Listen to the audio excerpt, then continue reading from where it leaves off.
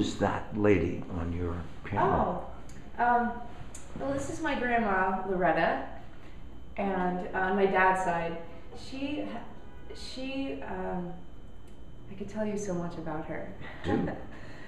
Well, I got to know her actually best during the last 10 years of her life, because most of the time when I was a child, she was living in Chicago and we were living in Massachusetts, so we would only see her about once a year. And I remember when we would turn up at her house, she'd always be wearing she had these green pants. She had her green outfit and she had her purple outfit, and I never knew which one she was going to be wearing. We turned up at her house in Chicago about once a year.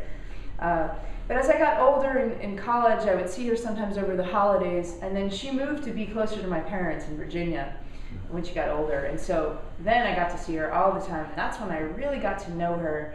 And I think there was this natural bond between us. There was something just genetically that we share, but it was also, as I got to know her personality, I started to look at her character.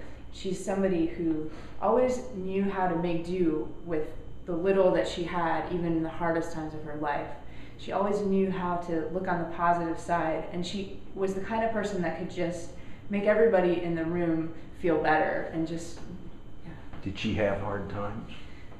Yeah, she when she was a child, she was one of 8 children, and her father was a coal miner, but he was blinded in the mines. This was down in Kansas, when they used to live in Kansas.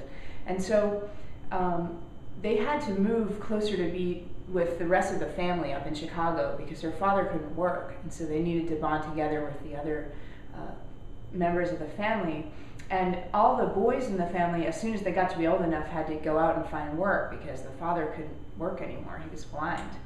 And yet somehow her mother had a way of making them all feel like they had enough. And one of the family stories that her mother, when she would cook a turkey, she would somehow manage to cut this turkey in a way that all 8 children thought they were getting a drumstick. She would, I don't know, carve it out. And so she had a way of making people feel like there was plenty.